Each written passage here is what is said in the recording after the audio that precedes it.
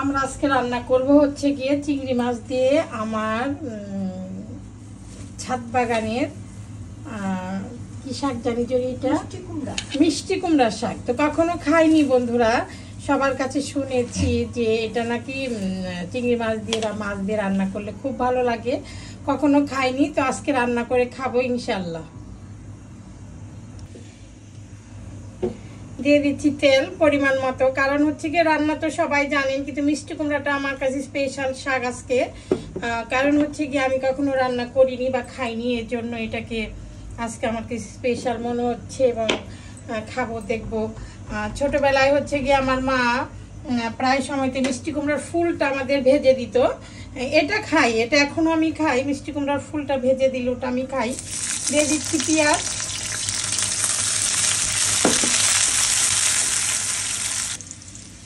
তো যেহেতু জীবনে আমি মিষ্টি কুমড়ার শাক খাইনি, আজকে রান্না করতেছি বন্ধুরা, দেখি কেমন হয়, অবশ্যই দোয়া করবেন। দিয়ে দিলাম হচ্ছে পেঁয়াজ বাটা, একটু আদা বাটা। সবসময় কিন্তু আমি বলে থাকি যে আমরা বলতে আমি পেঁয়াজ কাটাও দিই, পেঁয়াজ বাটাও দিই। আমার কাছে কেন যেন ভালো লাগে, দুইটা দিতে ভালো লাগে। অনেকে হয়তো বা শুধু পেঁয়াজ কাটাটা দিয়ে রান্না করে, আবার অনেকে হয়তো বা পেঁয়াজ বাটাটা দিয়ে রান্না করে, কিন্তু আমি দুইটাই দিই। তো দিয়ে দিচ্ছি সব রকম মশলা। এখানে হচ্ছে মরিচের গুঁড়া, সামান্য একটু হলুদের গুঁড়া, একটু ধনে গুঁড়া, একটু লবণ, সবগুলো একসঙ্গে দিয়ে দিলাম। আজকাল তো ছোটো চিংড়ি স্বর্ণের হরিণ হয়ে গেছে, ঢাকাতে তো ছোটো চিংড়ি আর বড় চিংড়ি, আমরা যেটাকে গুঁড়া চিংড়ি বলি আর কি, গুঁড়া চিংড়ির দাম এত হয়ে গেছে, তো হয়ে গেছে বাট পাওয়া যায় না, এটাই হচ্ছে সবচেয়ে বড় কথা, পাওয়া যায় না। সামান্য একটু পানি দিয়ে দেই, কারণ পানি না দিলে আপনার তেলের বা মশলার গন্ধটা থেকে যায়, এর জন্য একটু পানি দিয়ে দিলাম। একটু মশলাটাকে ভালো করে কষিয়ে নিব যদি ঢাকনাটা দিয়ে। তো আমি এখন ভালো করে মশলাটাকে একটু ঢেকে দিচ্ছি।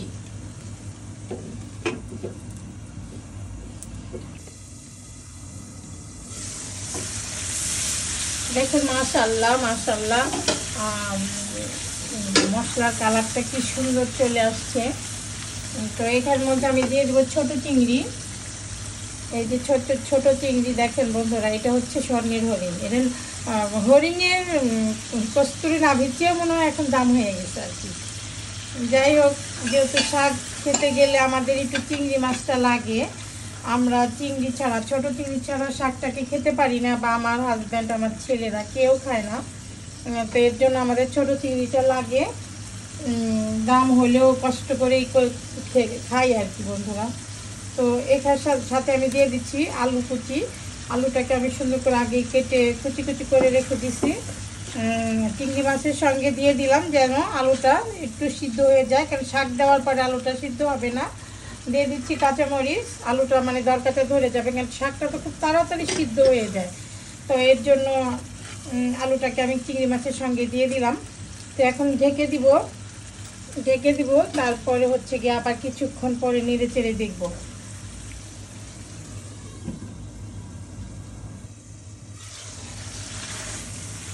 সুন্দর একটা কালার চলে আসছে। তো বন্ধুরা, আসলে আমরা হচ্ছে গিয়ে চিংড়ি মাছ ছাড়া শাক খাওয়াটা ভাবতেই পারি না। অনেকেই হয়তো বা শুধু শাকটা রান্না করতে পারেন, বাট আমরা সবাই চিংড়ি দিয়ে খেতে পছন্দ করি, বা আমি পারি না, সবচেয়ে বড় কথা আমি পারি না, ওভাবে শিখিনি তো এর জন্য আসলে আমি পারি না। তো আমার বেঁচে রাখা কী শাক যেন এটা মিষ্টি কুমড়ার শাকগুলির ডাঁটা দিয়ে দিচ্ছি, কারণ ডাঁটাগুলো একটু শক্ত হয়, তো এর জন্য আগে দেখি এটা সিদ্ধ করে ফেলি। তো ডাঁটাগুলি দিয়ে দিলাম। তো আমার আশেপাশে সবাই বলে, বা আমার ফ্রেন্ড সার্কেল বলে যে মিষ্টি কুমড়ার শাক খাওয়া যায়, মিষ্টি কুমড়ার ডাঁটা খুব শাকের ডাঁটা ভালো লাগে। তো অনেকদিন শুনতে ভাবলাম যে আমার ছাদে যেহেতু হয়, আর একদম ফ্রেশ, কোনো ভেজাল নেই, কোনো সার নেই, আমি একদম জৈব সার দিয়ে গাছগুলা তৈরি করতেছি আল্লাহর রহমতে। তো যেহেতু ভেজাল ছাড়া, তো খেয়ে দেখি রান্না করি, এর জন্য আসলে রান্না করতেছি। তো এটা আমি একটু ঢেকে দিলাম। ঢেকে দিলে একটু, যেহেতু শাক জাতীয়, ডাঁটাগুলি একটু পানি ছেড়ে দিবে। তো অনেকগুলা রোজা করার পরে আসলে আমার বুঝছেন বন্ধুরা, কেমন জানি খাবার দাবার অত ভালো লাগে না, কিছু খাইতেও ভালো লাগে না। তারপরে তো সামনে আরও কতগুলো রোজা আছে আলহামদুলিল্লাহ। তো দেখেন আমার সবজির কালারটা, মানে আমার শাকের ডাটার কালারটা দেখছেন কি সুন্দর কালার। আমার মনে হয় কেন যেন মানে নিজের হাতে লাগানো দেখে মনে হয় এতটা দেখতে সুন্দর হয়। বাজারের কেনাগুলিতে অবশ্যই অবশ্যই ফরমালিন দেওয়া থাকে, যদিও এতকাল বাজারে পেয়ে খেয়েছি, এখনও খাচ্ছি। ছাদের থেকে আর ওরকম কত পাই, ওরকম তার পাই না যে সারা বছরই খেতে পারবো, ওরকম তার হচ্ছে না। তবে যতটুকু হচ্ছে আলহামদুলিল্লাহ। আজকে আমার মেনু দেখেন আছে মুরগির মাংস বাচ্চাদের জন্য, কিন্তু সবচেয়ে বেস্ট মেনু হচ্ছে আমার এটা আজকে। এটা হচ্ছে চাপা শুটকি, আমি আজকে এটা পাটায় বেটে খাবো, হ্যান্ড ব্লেন্ডারে করবো না। তারপরে হচ্ছে গিয়ে ধনে পাতা আর রসুন বাটা, এইটা আমার খুব ফেভারিট। সঙ্গে একটা দুটো চিংড়ি দিয়েছি। তো আছে হচ্ছে গিয়ে বাইম মাছ আলু দিয়ে একদম মাংসের মতো করে ভুনা করেছি।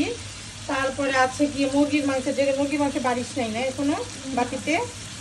তো আছে মুরগির মাংস, আছে ডাল, আছে সবজি, দেখি সবজি দেখা, তো আছে সবজি। অনেক কিছু থাকার পরেও মনে হয় কি না কি খেলে যে ভালো লাগবে আল্লাহ পাকে ভালো জানেন। এই আছে পাঁচ মিশালি সবজি। তারপরে মুরগির মাংস কড়াইশা হয়নি, সমস্যা কোথায়। তো আছে অনেক কিছু থাকার পরেও কেন জানে মনে হয় মানে খেতে ইচ্ছে করে না, এটা না ওইটা, ওইটা না ওইটা, তো ভালো লাগে না। অবশ্যই মনে হইতে পারে যে চেঞ্জ দরকার আছে, আমার জায়গায় পরিবর্তনের দরকার আছে বা রুচি চেঞ্জ করার দরকার আছে। এই যে দেখেন মুরগির মাংস, এই যে কাঁচামরিচ দিয়ে রান্না করেছি, এইটা কিন্তু এই কাঁচামরিচগুলো কিন্তু আমার ছাদ বাগানের কাঁচামরিচ। এই কাঁচামরিচগুলোও কিন্তু আমার ছাদ বাগানের কাঁচামরিচ। আমি কয়েকদিন ধরে মুরগির মাংস রান্না করলেই দেখা যায় যে কাঁচামরিচগুলি আস্তে আস্তে দিয়ে দিই, এত ঝাল কাঁচামরিচগুলি ভাতের সঙ্গে মাখালে খুব ভালো লাগে, একটু সেন্ট আসে তো ভালো লাগে। তো আমি এই শাকগুলি দিয়ে দিচ্ছি বন্ধুরা। শাক কিন্তু এমনিও কমে যায়, খুব বেশি যে হয় না, কমে যায়। আপনারা সবাই জানেন আসলে শাক রান্না কী, তো সবই জানেন, তারপরে আর কি বলা।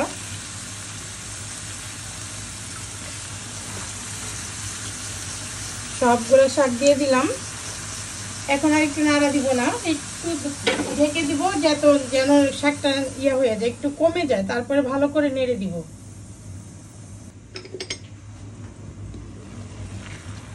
দেখেন আমার শাকটা কিন্তু অনেক কমে গেছে।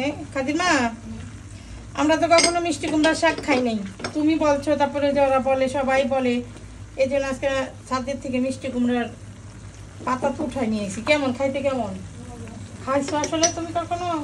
তা আমাদের টাঙ্গাইলের মানুষ কি খায়? তুমি তো টাঙ্গাইলের, তুমি খাও আসলে মজা। ও ঢাকায় শিখছো? আমি তো এই জীবনের প্রথম রাঁধতেছি, দেখা যাক কি হয়। স্বাদ ছাড়া তো মজা তো লাগার কথা, দেখা যাক। তো বন্ধুরা দেখেন আমার সবজিটা কিন্তু মানে শাকটা কিন্তু অনেকটা কমে গেছে, আমি আর একটু করে ঢেকে দিচ্ছি, অবশ্যই আরো কমে যাবে।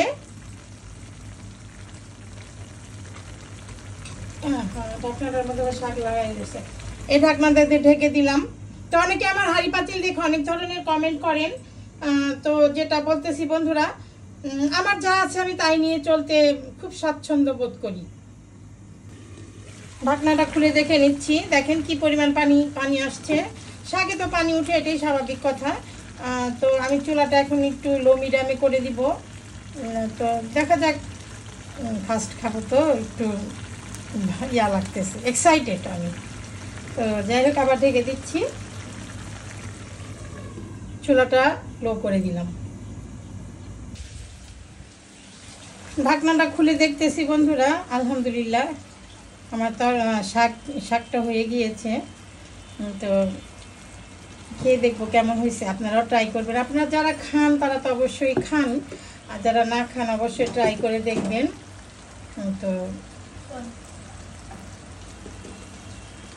আলহামদুলিল্লাহ আমার শাকটা হয়ে গেছে। আমি আমার শাকটা একটা সার্ভিং বলে ঢেলে নিচ্ছি। আলহামদুলিল্লাহ, এমনিও কিন্তু আমরা প্রতিদিনই শাক খাই, শাক সবজি কিন্তু প্রতিদিন খাওয়া উচিত মানুষের। তো আশা করি আপনারাও খাবেন। সবাই ভালো থাকবেন, সবার জন্য রইল শুভকামনা, সবার জন্য রইল দোয়া।